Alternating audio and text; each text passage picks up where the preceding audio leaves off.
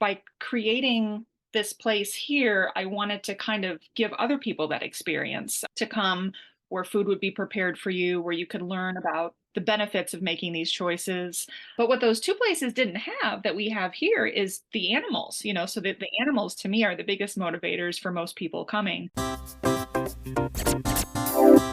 Welcome to the Creative Solutions Podcast. On the show, it's my job to tease out the creative solutions my guests are coming up with to change the world through creativity, social action, and mindset. I also give you tips and techniques so you can do the same. This episode is brought to you by my class, Meditation for Busy People, where you'll learn how to relieve stress and discover clarity and joy in just 5 minutes a day. It's also brought to you by the Brain FM app and this podcast's host, Podbean. Also, follow the podcast on Instagram or TikTok and check out our shop for merch, music, and musings. The links are all in the show notes. Hello, and welcome to the Creative Solutions Podcast. I'm your host, Izolda Trachtenberg. Super happy that you're here. And I am super honored, happy, and thrilled to have this week's guest, Lisa Robinson. Let me tell you about Lisa and the amazing work she's doing, and you're going to love her as much as I do.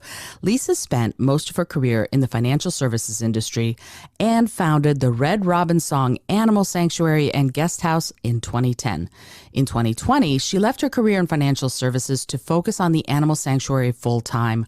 Isn't that amazing? The guest house has been temporarily closed to work on a remodel with plans to reopen soon. But in the meantime, Lisa's taking care of a bunch of really amazing critters. I'm so honored to have you on the show, Lisa. Thank you for being here. Welcome. Thank you. So happy to be here.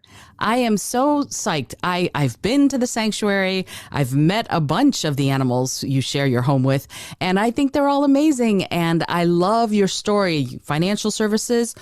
No, I don't want to just do that. I want to help animals. I'm going to switch my whole life around and I'm going to do something else. I would love to know what happened there that you went, you know what, I'm living here. You were in New York City from what I understand, and you were working in financial services, and then you went, I really want to work on helping animals, and this is it. How did that come about? What happened that you were inspired to do this amazing thing on behalf of the animals and the people? Well, how this all came about, and I never lived in New York City. I started my career in financial services in Chicago, which is where I'm from. Okay, got it. Yes. And well, it's kind of a two-part question. What inspired me? Initially, I became vegan first. My eyes kind of opened to a lot of things around that topic.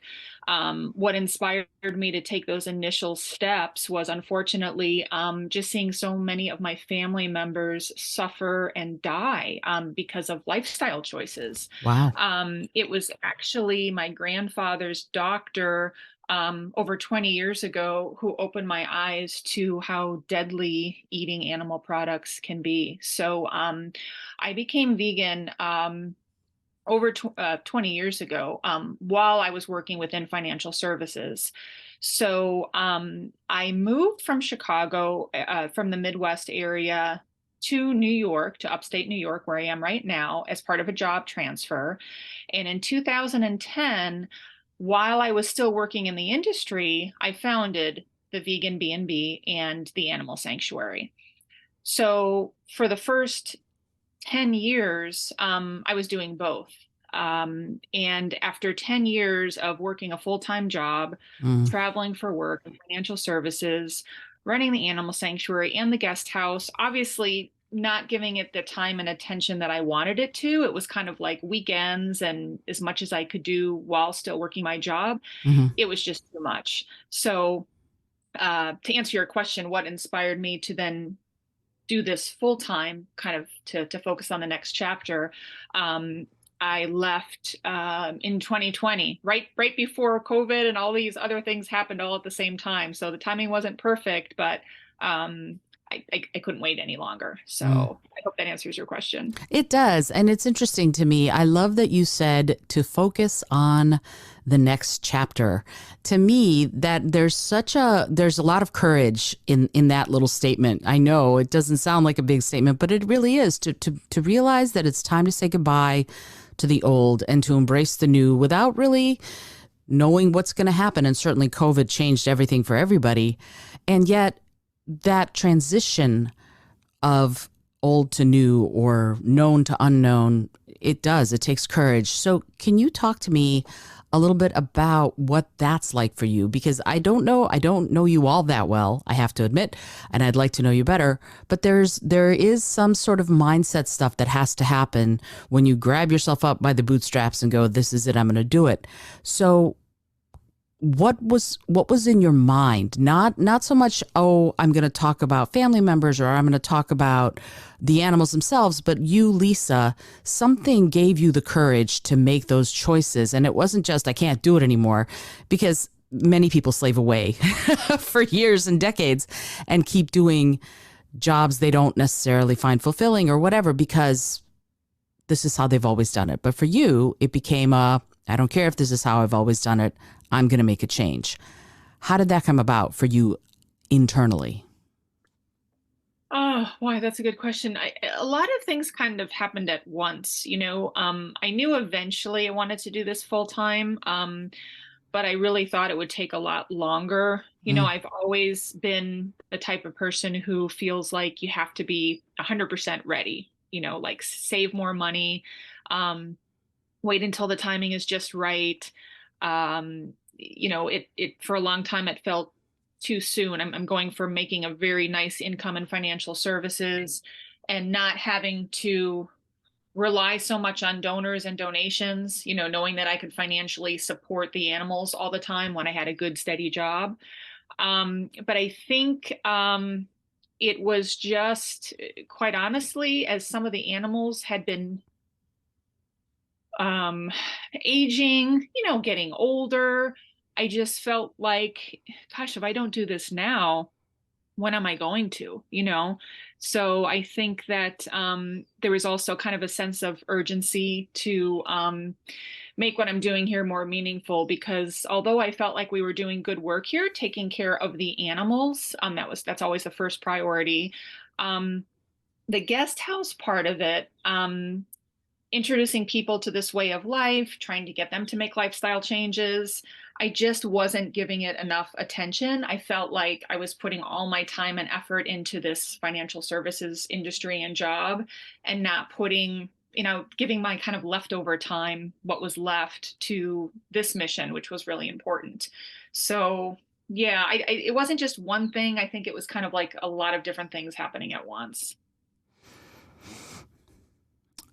Yeah. I think I'm listening to you and I'm kind of going, I think everybody can relate to the thing you feel like you have to do and the thing you want to do being so different, and also the thing you quote unquote have to do being the thing that gets so much of your energy. You know, we spend 1/3 of our lives sleeping, we spend 1/3 at least of our lives working, and then the other 8 hours we're trying to eke out everything else we're trying to do. Right. And so for you, that motion of, you know what, I'm going to take that 1/3 of my life that I've been spending working on this job that isn't as fulfilling, and shift things over so that, you know, you told me right before we started recording this chat that you had just come in from some, you know, really blazing hot work outside, and you know, but see, that's the thing though. I don't hear resentment in your voice. You're like, I was working, and it feels to me like when I visited the sanctuary, this is a labor of love for you. No matter how difficult it is, it's always a labor of love. And can you talk a little bit about that, about what is that process like for you? What is the satisfaction like? What is the emotional bottom line for you with dedicating your life to these animals and to helping people discover them and discover a different way of living? Yeah, it's yeah, I mean, of course, as you said, it's physical work, it's hard work, but I really love doing what I do. It's very difficult, but the um the the two things go together so well. You know, taking care of the animals, all these ambassadors here, and it's not, we're a small sanctuary compared to the other ones out there. It's, you know, just under 50 animals. So small when you compare ourselves to some of the other huge sanctuaries out there. But of course, it's huge for the fact that I'm the only full-time person, and then I have Mm-hmm. other volunteers here. I have two live-in people who do great work, but it's not like full time. Um, so animals are always the first priority, taking care of them. And then when guests come to visit, the satisfaction of having people, especially who aren't familiar with our mission, they're not familiar with the benefits of veganism and how animals are treated to support the lifestyle, the lifestyle choices that they make. The satisfaction is really great as they get to meet the animals, see their personalities, and then kind of learn where they came from and how it relates to choices that people are making every day. I'm taking a minute So, to let that soak yep. in. Yeah, So go ahead. yeah, it's so hard to articulate this. This whole thing is very emotional for me too, because I sorry. That's okay. It's so hard for me to talk about this, but my my grandfather, I mentioned to you before, Mm-hmm. um, passed away from uh, prostate cancer, which was really directly related to his diet and his lifestyle. Since then, I've had other and that's why um, I became vegan, and I started looking into this for health reasons. Mm-hmm. Of course, once I realized how what we do, what we eat, choices that we make also impact animals and the planet, that was even a bigger motivation for me. But to see what my grandfather went through, and then sadly in 2020, I didn't even mention this when you said what were some of the decisions that finally made you, what were some of the things that happened to finally make you make that decision to focus on this full time. It was also my uncle passed away in 2020, and I had been trying to talk to him for years about how his diet and choices that he made um, were impacting his health. So Mm. anyway, the work that I'm doing now is very satisfying, because a lot of people that come to stay, they meet the animals, they find out how they're exploited, they find out how unhealthy some of their habits are. And they do commit to making changes, and they're excited about it. And they come back to me for advice on cooking and recipes and diet. So it's little changes, it's unfortunately not always something earth shattering. The amount of people that come and stay and meet the animals and say I'm going vegan tomorrow, unfortunately, isn't isn't very common at all. But we do have a lot of people who I think learn a lot from the animals and the information that we give them. And that's really satisfying to me. So that's kind of why we're doing this, why we do the work here that we do. Thank you for sharing that. I know that it was difficult to talk about, and the last thing you said, the why, is so important to me. And it's interesting that you said, the people who go, that's it, I'm going vegan today, now, is relatively small. And my own journey towards vegetarianism and then veganism was starting to ask the questions. It did not happen overnight. I started thinking about where on the cow was this burger or this steak? Mm-hmm. Those were the questions I started asking myself. And then I went to this place where I could not eat food that looked like the animal it was. So stop being able to eat lobster and stop being able to eat shrimp. I've never eaten chicken in my life, but that's a different story. So it was incremental. And then something happened with a theater thing I was involved with Antigone, and the play, my director, I was the assistant director, and the director really wanted people to get a visceral understanding of what leaving a body unburied in the hot summer air would do. And so he got an entire side of cow from a butcher and hung it up from the ceiling. And and I had to see what was happening to that corpse as we ran the show. And then I went, that's it. It finally hit me. that was the moment. And so it wasn't right away, but boy, was it. When it happened, it happened. And so it seems to me like you're giving people a starting line. There's something there. And there's a cognitive dissonance that happens also. Well, but it's not these animals. It's not these goats. It's not these yaks. It's not these chickens or rabbits or whatever. These are fine. When I go to eat rabbit stew or whatever it is I'm going to go eat, that's not these rabbits. And so there's a separation that has to take place. But I think it does at one point or another become something that you can't ignore. And I think that's a service that you may not credit yourself for providing, but I think you're providing it for people, like you're giving them a starting point. So I want to thank you for that. I think it's really important. Thank you. And, one thing I forgot to mention that I think is important, that's a big piece of all this. If I could just go back to, of course, when you mentioned what inspired me to start this, when I first, was interested in veganism or interested in how eating animals impacted my health or how it impacted them or the planet. I was so lucky at that time in my life. I had the opportunity to attend a couple of Health Institute retreats. There's a place called Optimum Health Institute in San Diego and Hippocrates Health Institute in West Palm Beach, Florida. They are both actually raw food health institutes where you could go and spend time. I was lucky enough back then to attend both of their 3-week programs. And that's when I went vegan. And it was so easy. So when I actually checked into these places and they prepared food, I attended classes, we watched videos, I was surrounded by 100% support the whole time. So when I left, after my first stay at one of those places, I never looked back. I didn't eat raw or to the extent health-wise as they promoted, pure whole food or raw food, but I remained vegan when I checked out.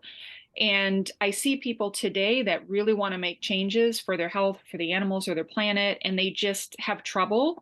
They can't stick to it. They relapse because they don't have the opportunity that I did. I realize how difficult it is when you're surrounded by people that aren't supportive.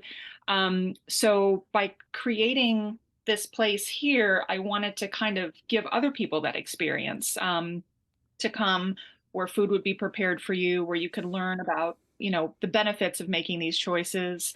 But what those two places didn't have that we have here is the animals, so that the animals to me are the biggest motivators for most people coming. As you mentioned before, for most people, it's a transition and they have to do it little by little because it's just so hard to make choices, even though they seem, so important. When your mind and your body is trained a certain way, ever since you were a little kid, it's not easy to make some of these changes. For sure. I personally was a hardcore carnivore when I was a kid. You could not get me to eat vegetables at all. And it wasn't until college where I started realizing, again, where is this food coming from? And then who is suffering to make me this burger or whatever. And then I remember distinctly, I had ordered beef. I was at a Korean place and ordered bibimbap with no beef. So it was vegan. And the friend I was with was like, what are you doing? As if I had committed some sort of crime by not ordering dead cow on my bibimbap. And so there's a fair amount of pressure about that for people to keep eating animals. And certainly we get a lot of commercials and a lot of the animal agriculture lobby is so strong. And I talk about that a lot, that we're being fed a steady diet of eat meat, eat meat, eat meat, drink milk, drink milk, drink milk. And it takes, I think, some real critical thinking skills to go, wait a minute, why? What is all of this about? And then really go further and start thinking about not just your health, but the health of the animals. And speaking of the animals, talk to me about the animals. Who is behind door number one? Who is behind door number two? I mean, we had such fun meeting them, Rich and I, and love that there's video of Rich juggling for the pigs and Oh juggling gosh, for the we love goats. that. That was so much fun. Yes, we love having people entertain the animals. They entertain us so much.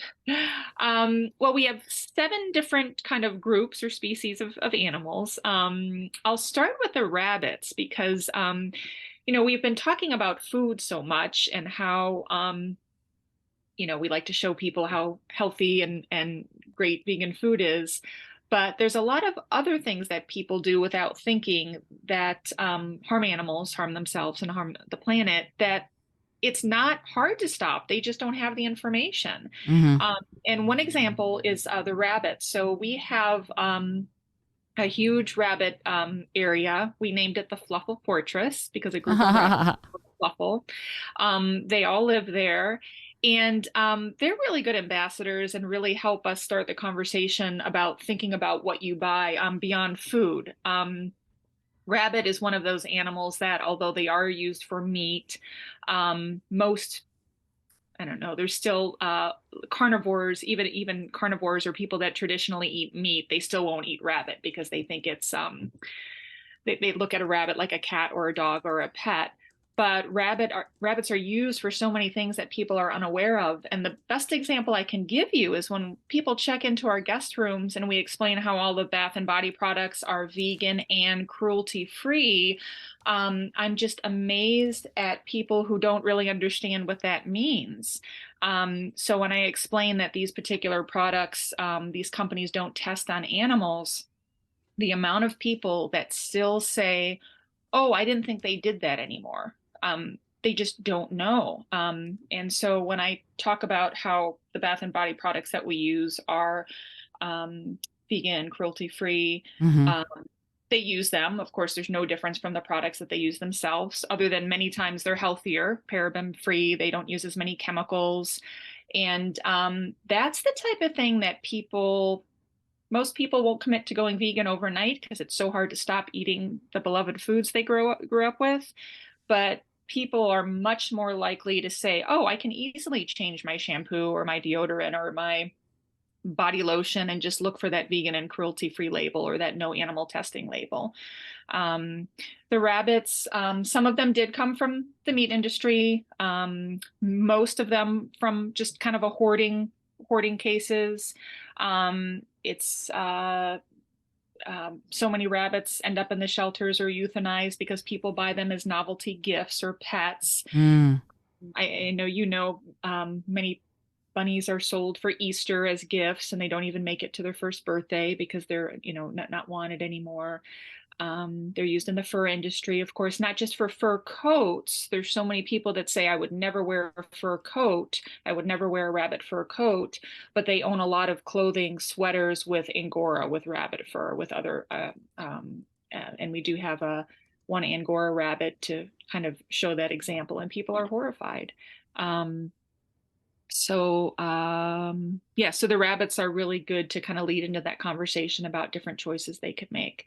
Um, then we have yaks. We have Tibetan yaks, which is definitely something that is a first time for most people to see when they come and visit us. Um, they also came from the meat industry, from a meat farm. Yaks have been brought here to be bred for meat. Luckily, these guys were rescued, and they're beautiful to watch from a distance. They're not friendly, and it's not one of the animals that guests are able to interact with while they're here.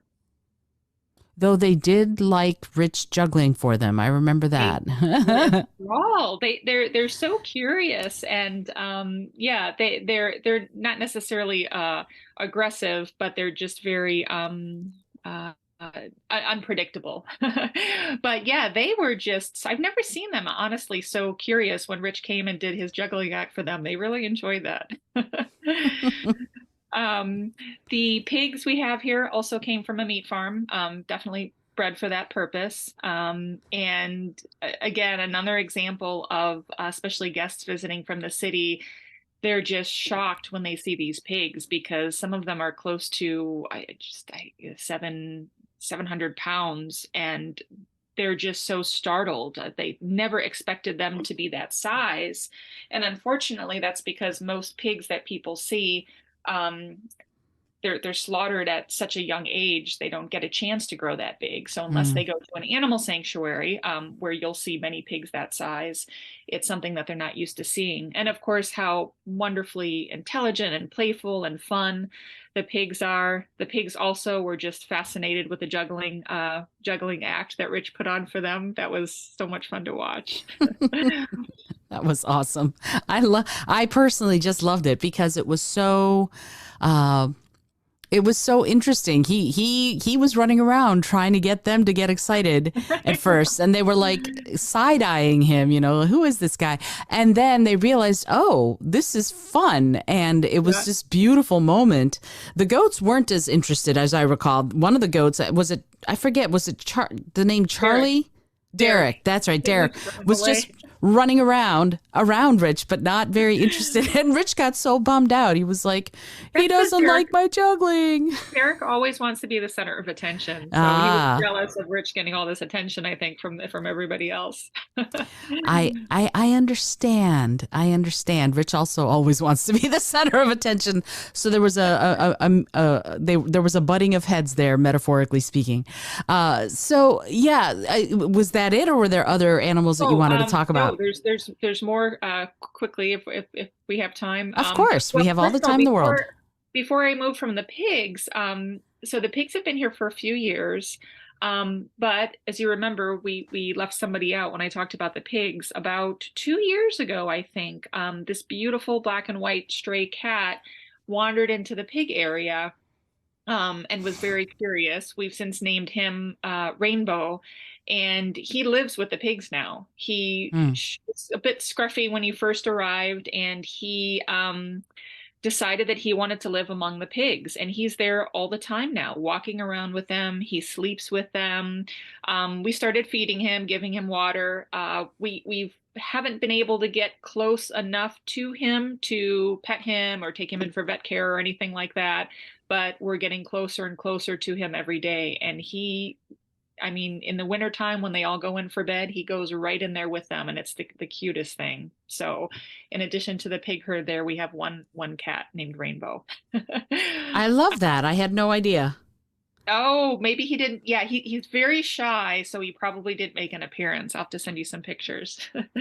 Adorable. Um, and then we have one dog, Wiley, who is a great ambassador, of course, for why you should adopt. He was at his last shelter for, I think, 7 months. Wow. The rescue person said that that's the longest she's ever had a dog there. He was returned once. Before he came to her, he hadn't had a home for 3 to 4 years. And he's the most amazing dog ever. He just, for whatever reason, wasn't chosen, and didn't make the right fit for the last family. And I can't imagine why. Um, but he's the perfect addition to our family here. And we have 7 cats. We have Wow. three goats.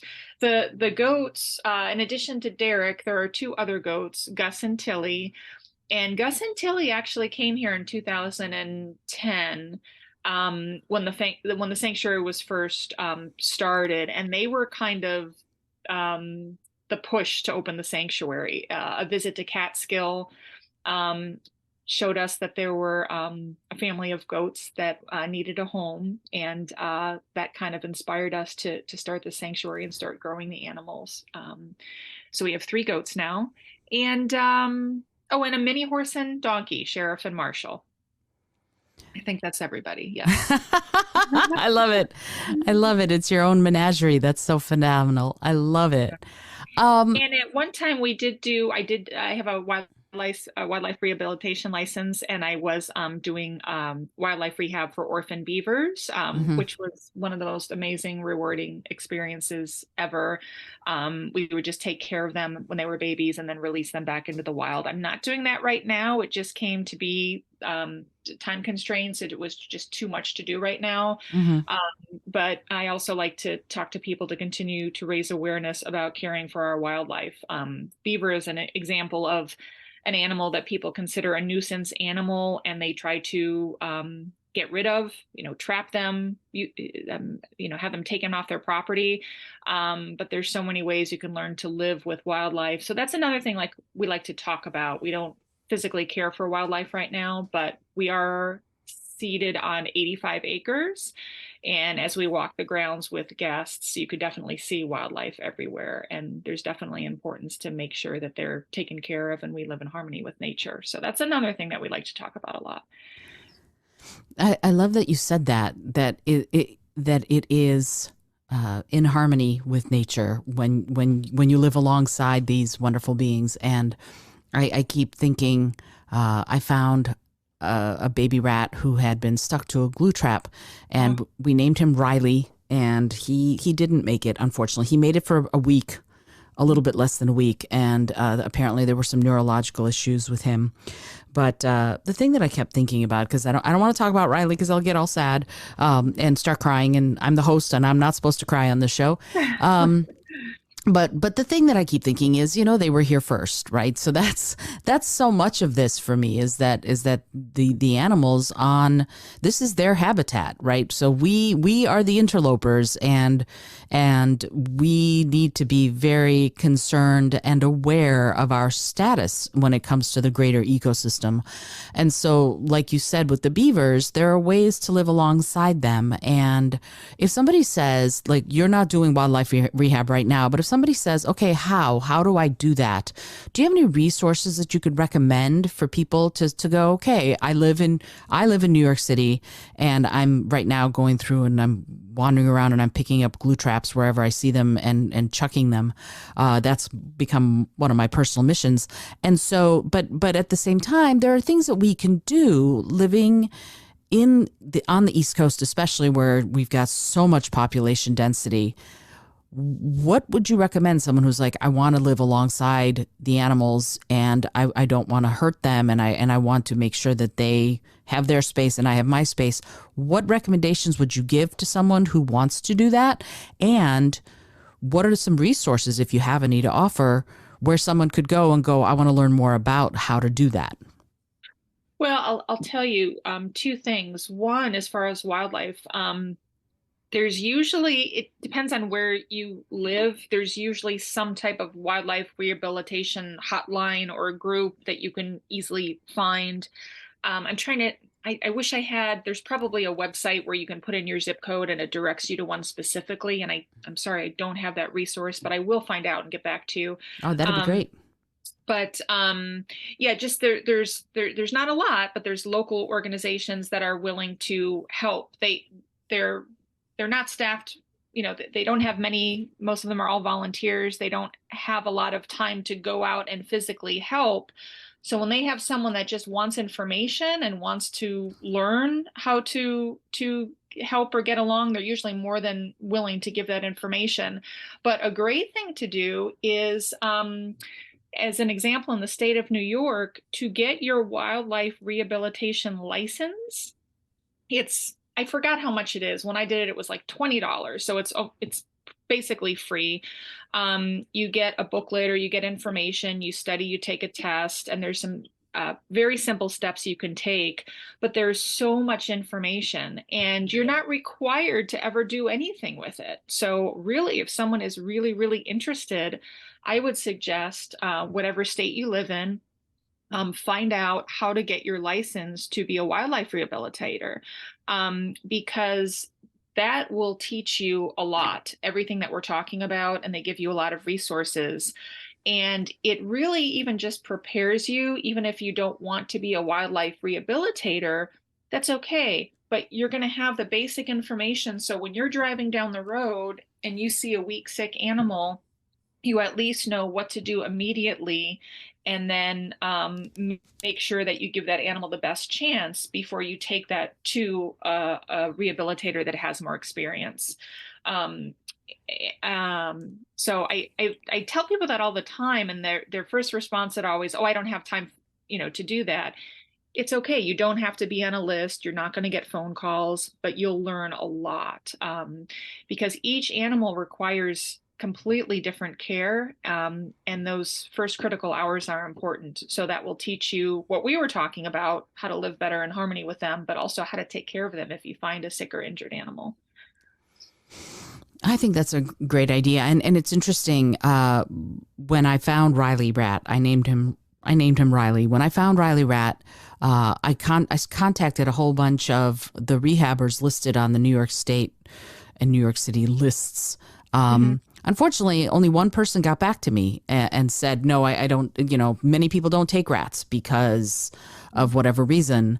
And, that's how it is. And so anybody who is a rehabber who is interested in doing this work, you're doing sacred work if you do that, I think, because you're directly participating in helping an injured sentient being who needs your help, for whom nobody else maybe might step up. So you would be doing Right.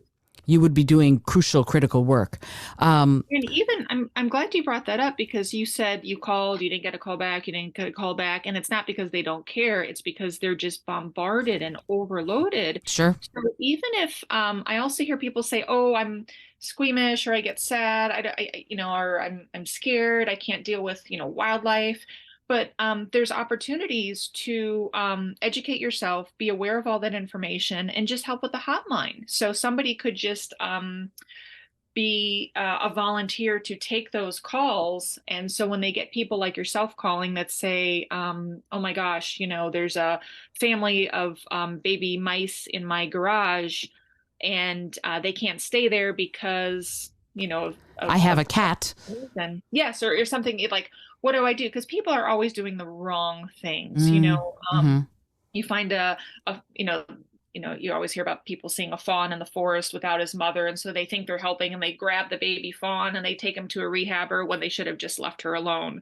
um, or baby rabbits, that people just don't know what to do. And Mm-hmm. so that hotline that you tried calling, no answer, no answer, no answer, that means these poor animals aren't going to make it. If someone's just there to man the phone and that can give them that basic information, that's saving a life without really making much of a commitment or having to spend too much time. So yeah, definitely it's a great fun thing to do. You'll learn a lot. It costs almost nothing. And it's a good step in the right direction. And then as you gain your confidence, then one day you can work with the animals directly if you choose. Yeah, and it's so, I mean, to me, like when I did finally get a rehab rescuer person, she's like, "You need to let me know right now because I have other, there are people in the queue. There are people in the queue calling. There are animals I need to go take care of," and it's never ending. And so, if you want to get involved, and I've decided I'm gonna talk to Rich and see about doing more of this work. I want to get more involved and get more into it, but if you have the resources, I think it's a really great idea to And then try. last quick thing, I know we're spending a lot of time on this, but this is when I first, my first experience helping with wildlife was years ago. I just saw a volunteer opportunity as a transporter. There's a huge need for that. You could be on a list. So when these rehabbers that are home taking care of all these animals and they can't leave them for a minute, and they get a call that, like an elderly person that can't take the animal themselves, just needs someone to transport an animal from point A to point B. If you just have a car and you're willing Mm. to come somewhere and just pick up a cage and drive it somewhere, there's a huge need for that. There's maybe rehabbers that will get the animal and get it in a cage, but they can't drive the 45 minutes where there's a rehabber that can keep them for the several days it will take to bring them back to health. So the opportunities are endless for how you can help in that area. Absolutely. And I have a car, and that's one of the things I've already signed up to do is to be a transport person. Oh, great. So yeah, that I can do. That's the I'm happy to do that. And I will be doing more. But I want to shift gears because we could keep talking about this. It's such an important topic. But I want to shift gears a little bit towards the vegan guest house itself. I mean, I've been to the sanctuary and spent time in the guest house, and it's just lovely. And you and I are talking about me perhaps doing a workshop, a writing workshop there in the late summer, early autumn. So there's a lot of stuff that you are planning and going into and figuring out in order to bring this more out into the world. But I'd love it if you talk a little bit about the actual vegan guest house. And you mentioned very briefly about how your sanctuary and vegan guest house are going to work symbiotically to help people make some of these transitions who might be interested in making them towards veganism.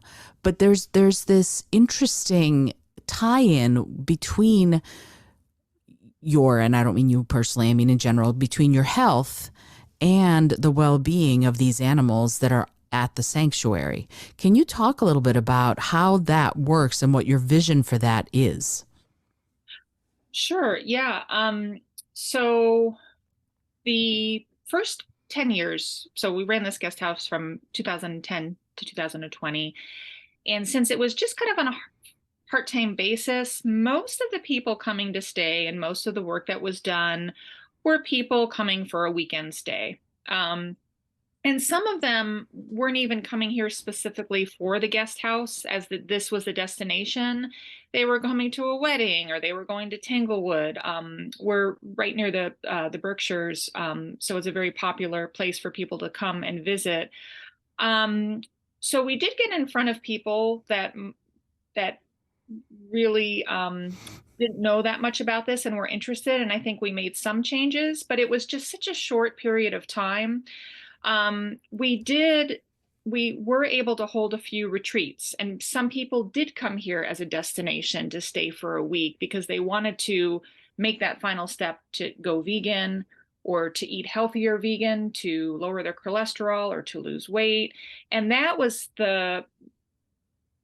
where I really felt we were doing the most good. So that's what I would like to focus on going forward. So to answer your question, yes, the writing retreat that we're talking about, or other events where we're focused on certain topics and we can really work together more with our guests so they could just get more out of the visit is what we'd like to focus on. How the animals and the health tie in, I think that was one of your questions. Mm-hmm. I think that when you talked earlier about how so many people are carnivores, they're used to eating meat, it's very difficult for them to give that up. For most people, for myself, even if you know very well something's good for you, and there's health reasons you should stop eating something, it's just it's not enough for some reason. It's tough. I know sugar is not good for me.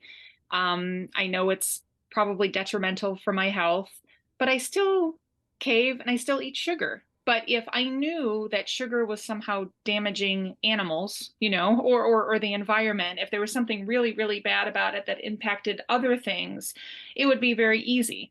So I think when people come to stay and they eat delicious food and they learn how to prepare vegan meals, and they're in an environment where they can get to know the animals that it's impacting in a positive way, I think it's a lot easier to make those changes. So since the guest house is at the sanctuary, it's combining everything together in one location, I think, to give everybody their best possible chance of getting motivated to eat and make purchases in a way that helps in so many ways, helps their health, helps the environment, and the lives of animals.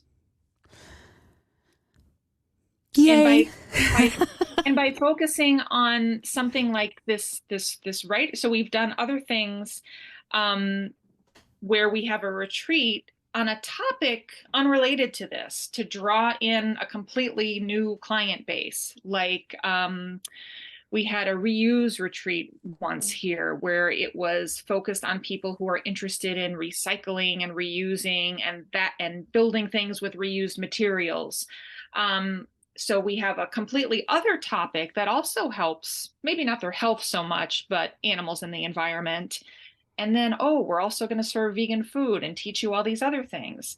And when vegans came to stay, they could be eating vegan food, but maybe they're buying plastic all day long, not reusing, not recycling, and not realizing how that's impacting animals. There's just so many different things we can all learn. I'm learning new things every day, how we could be doing things better. And I just love tying it all in together. And that's such a beautiful thing right there, is that it's sort of it becomes a self-perpetuating cycle when you start incorporating new knowledge and going, oh, and this ties in here and this ties in there. And there's this web of interconnectedness and interdependence that we often don't sort of pay attention to on a day-to-day basis, but it's definitely there. And when I work with kids, for example, I will ask them to follow a drop of water through the hydrologic cycle. And when they see all of the different ways and all of the different places that drop of water could go, like, you're going to drink it, you're going to pee it out, that's going to go here and it's going to go to and we don't think about that, but once these kids do, they really start asking those questions. And it's the same when we're talking about French fries. Where do French fries come from? And they're like, McDonald's. And I'm like, aha, but let's go back and let's see that they grow in the soil and all of this other stuff.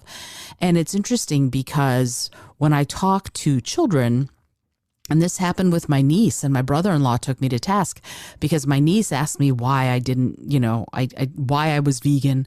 And I said, because I don't want to hurt animals.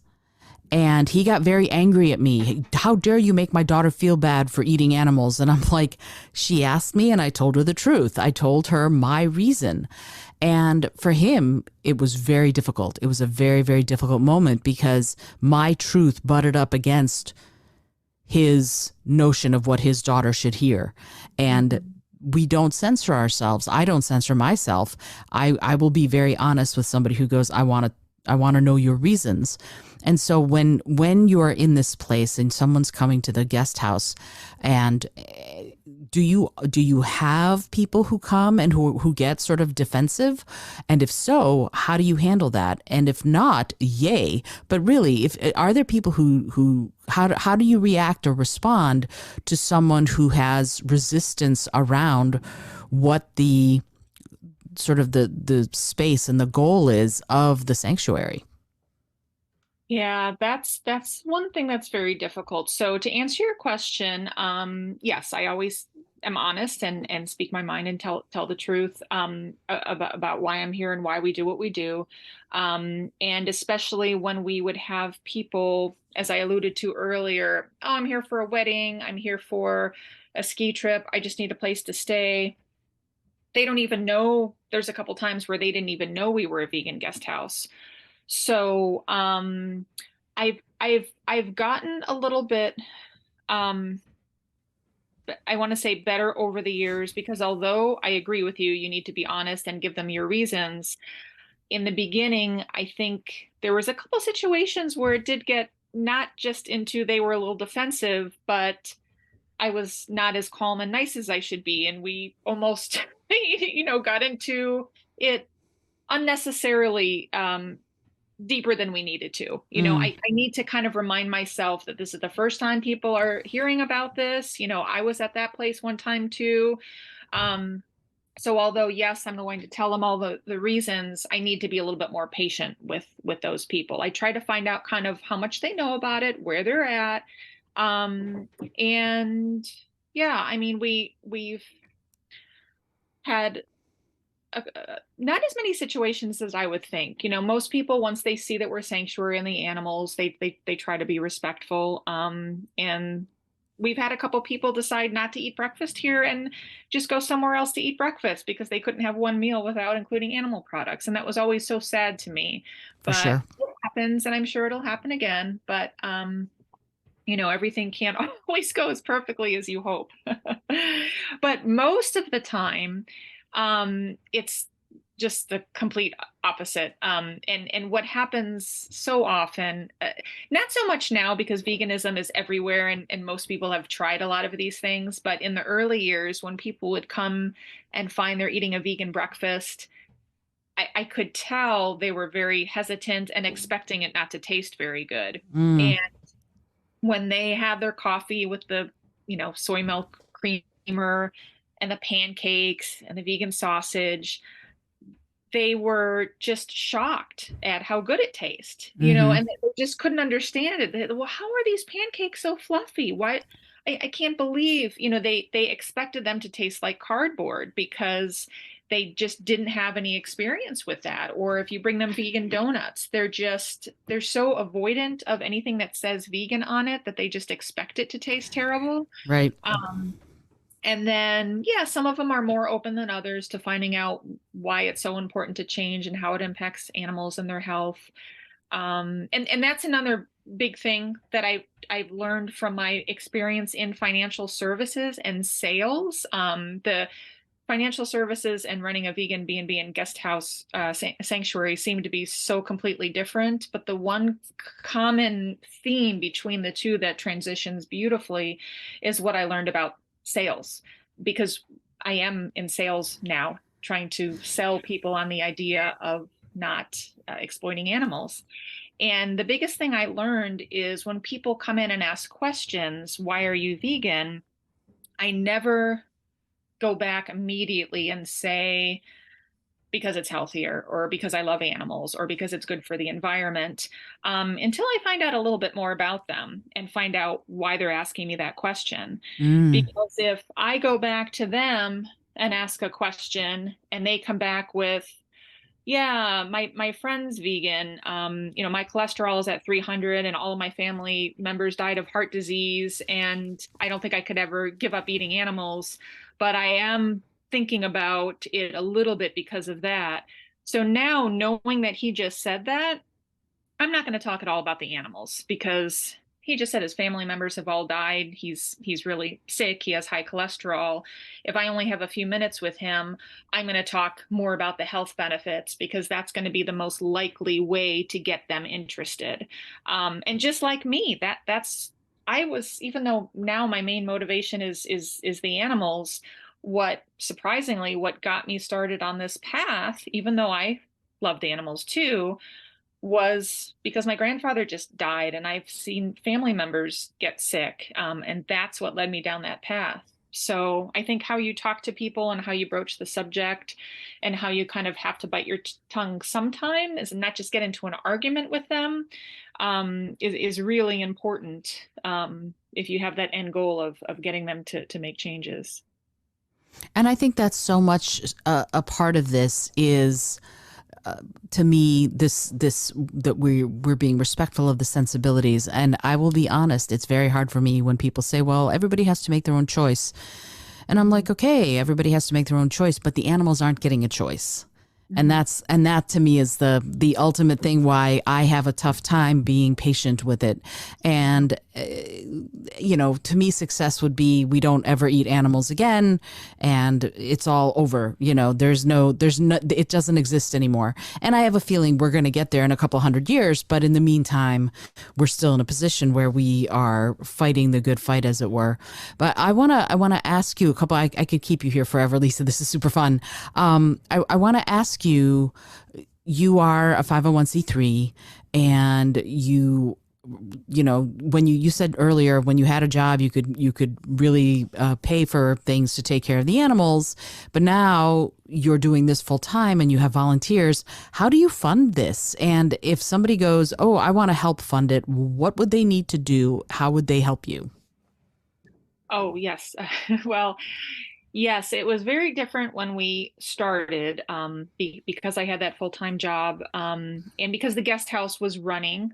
Not only was the guest house bringing in income, but when people came to stay after a nice day, many of them also gave donations. So since 2020, obviously so much has changed, and we lost a lot of donors, we lost a lot of volunteers, and I know every nonprofit, is going through something similar. Not just nonprofits, businesses, everyone's had such a hard time. So there's been a lot of additional unexpected expenses. The animals are aging, so quite honestly, the donations are not covering the expenses. And Mm. luckily, because I was in financial services for such a long time, I have the savings, and I've just been going into honestly, my savings and my retirement. Um, I never would have taken this on if I didn't know that if the donors weren't continuing to come through, I could still make this happen. So, but it's at the point now where we really need to start getting donations to enable me to continue to do this and not have to one day say, geez, you know what, I have to go back. The animals will always be fine because I could always go back to getting another job and working and taking care of everybody here. But the type of income from the guest house never is going to support this. We really need donations to the sanctuary. And yes, we are a 501c3. There's information on our website of how you can donate directly. I think one thing I'll mention about that a lot of people just tend to forget about is there's a lot of employee matching programs out there. So a lot of people will come to us and write us a check and make a donation.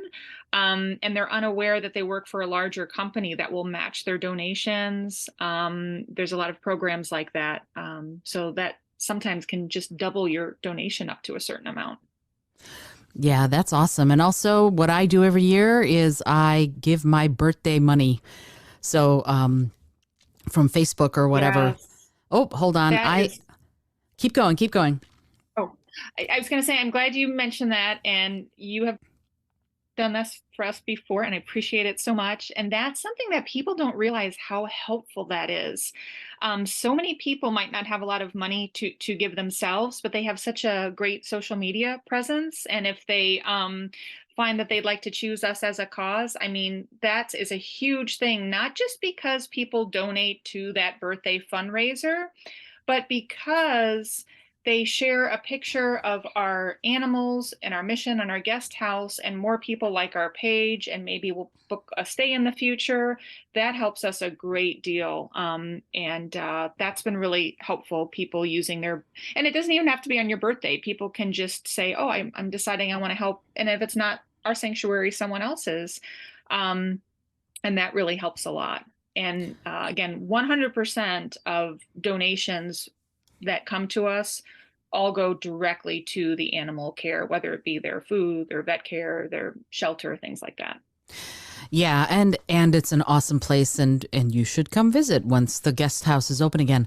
And the thing is, like, for example, to piggyback on what you're saying, we when the Vegan Writers of New York City released our book, for example, we have a book called Inner New York Minute, and we made our book release party a fundraiser, and we were able to raise like $250. Well, it was actually 500, but we split it between you and Wild Tomorrow, which is an animal wildlife preserve in South Africa, where they're also creating a habitat for wild animals as opposed to farm animals.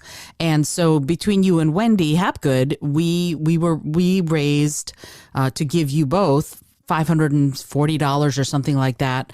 And it was, for me, it was a labor of love, of course, to put this all together. And then to know that that money is going directly to help the animals and to help provide for them it feels really good, quite frankly, on a sort of a selfish level. So if you're doing any sort of a fundraiser, consider doing something like that and donating your money to some of these worthy causes like Red Robin Song and also Wild Tomorrow, because it's a way of really putting your money to amazing use, right? Some of these bigger charities, frankly, you're not going to know exactly where your money goes. But for some place like Red Robin Song, you're going to know that 100% of that money, as Lisa just said, is going to go straight to them, straight to the animals.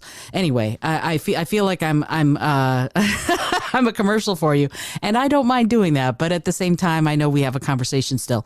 So I again, I can keep you here forever. Before I ask you my final question, I would love it if you would actually give the socials. Where can somebody follow you, like on Instagram? I'm going to put it all in the show notes, but please give it out so that if somebody's listening and they want to go follow you or find your website, that they can do that easily.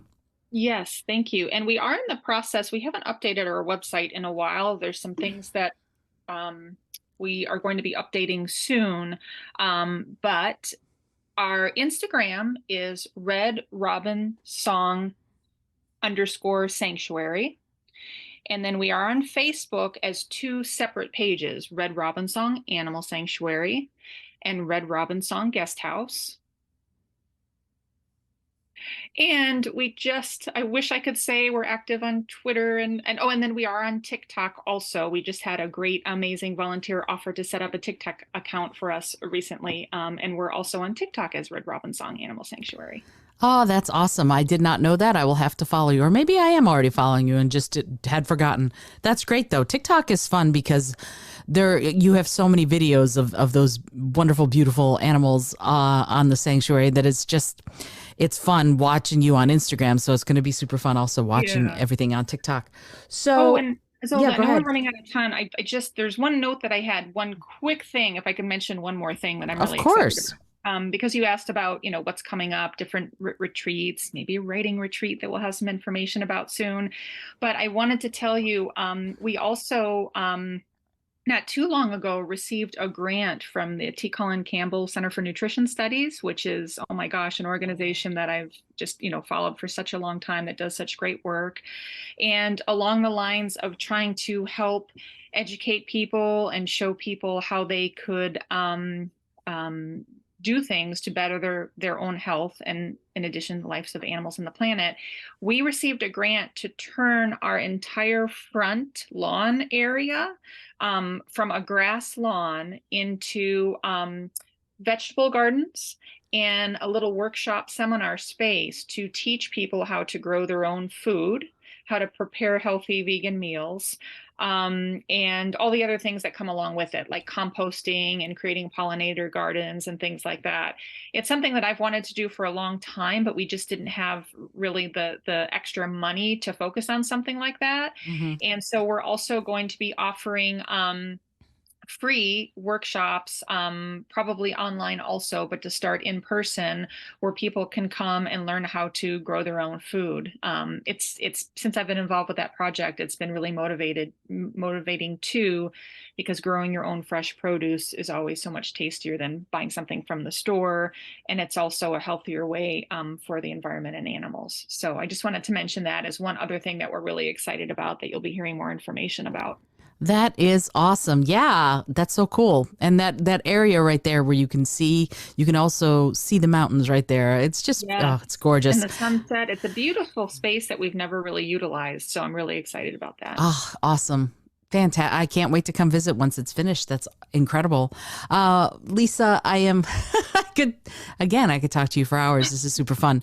I am really grateful that you took the time. I know you've got a lot of chores daily to do, but thank you so much for taking the time to chat with me about the incredible work you're doing. I mean, really, it's so cool. And I'm going to talk more about the writing workshop once the plans for that sometime in early September, we're thinking, but we haven't finalized plans for that. Keep listening to this space. You're going to hear all about that when that gets actually firmed up. I'm really excited about that. And I'm really excited to talk with you and to get your really brilliant ideas on how to bring people more into harmony and alignment with the rest of the planet and the animals around them. I think that's incredible. Thank you so much for the work you're doing. Thank you so much. I really enjoyed all the time I spent with you, and this has been great. Thank you so much. Oh, my pleasure. So here is my last question. And I ask this of everybody who comes on the show. And I find that even though it's a simple question, it can lead to some really profound answers. And the question is this: if you had an airplane, environmentally friendly, of course, that could skywrite anything for the whole world to see, what would you say?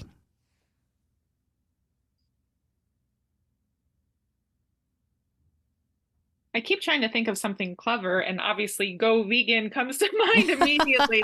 But let me think if I can think of, gosh, I, I feel like I'm disappointing you by saying that, but No, not I think I. that's the message we Perfect. all need to just keep saying over and over as more and more people are listening to that message every day. And I think it's sometimes we all make the mistake of having a lost opportunity. You never know who you're going to impact, and you're never going to realize who might be open to that message. So I think that's what I'd have to say. Go vegan. I think that's great. I mean, really, that I have absolutely nothing to add to that. Ta-da! Again, Lisa, thank you so much for taking the time to be here. I am so grateful, and I'm really grateful that I got to spend time with you at Red Robin Song and to meet all of the animals. They're so wonderful. I'm about to start Can't wait to crying. have you back. I will not cry. This is Izolda Trachtenberg for the Creative Solutions Podcast. You heard it here. Go vegan. And also find out more about Red Robin Song and the work that Lisa and her volunteers are doing to care for the animals, but also to bring more awareness about animals, health, the planet, to all of us. It's important work. It really is. These are sacred tasks she's doing when she's shoveling poop every day. It's sacred work. And we are all well served to remember that those of us who take our lives in the direction of caring for those who otherwise would be defenseless are doing sacred work. I am Izolda Trachtenberg for the Creative Solutions Podcast. Stay tuned for more as always. Until next time, I remind you, be bold, be creative, and most of all, be kind.